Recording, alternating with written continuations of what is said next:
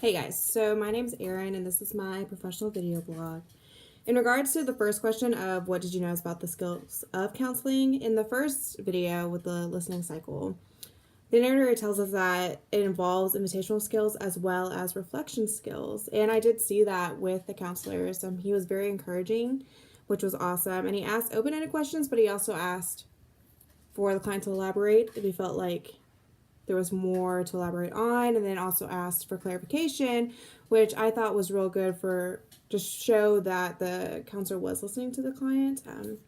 And then, of course, the counselor at the end asked, summarize what he had heard, which I also thought was very important because then the client can be like, oh, yes, that's what I said. Thank you for listening. And just reaffirm that trust that's supposed to be established in that relationship. In the second video with the invitational skills, the counselor was very welcoming, which I think we all need to strive to be as future counselors. She was also very calm, which I think was a huge characteristic, especially if we begin counseling people that have anxiety or are very stressed out or are very prone to think negative thoughts about themselves. And being calm and assessing the situation is a must. She also listened very intently to the client, which is important. And I knew that she was listening intently because she kept the eye contact, which in today's world, eye contact really isn't a thing. We're so involved in technology and our phones, and actually having a conversation with someone with our eyes is not normal. So very important. The reflecting feelings video, I liked how the counselor rephrased what the client was feeling.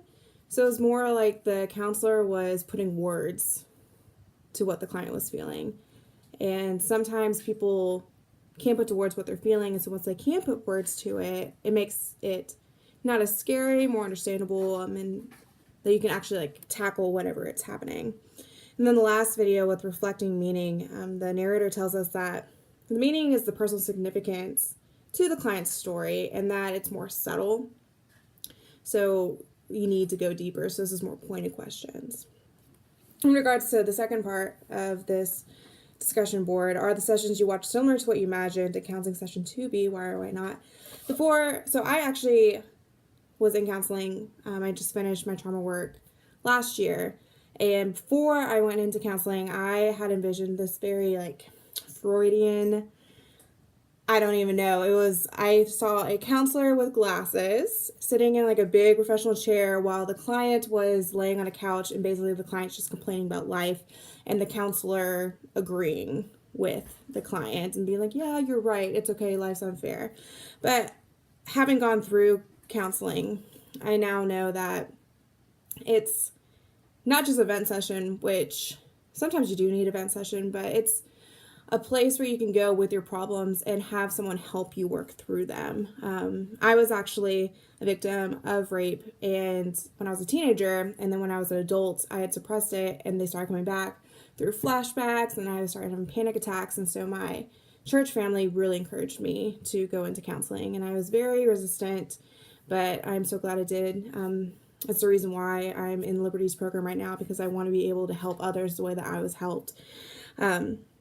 So seeing how counseling is from a first-hand point of view, the videos that we saw this week are exactly what I thought they would be. It's two people coming together to work out a problem, and I don't think there's anything more beautiful than that, and that's what we're called to do as Christians. We're supposed to come with each other, carry each other's burdens, and hopefully that's what we're all going to strive to do.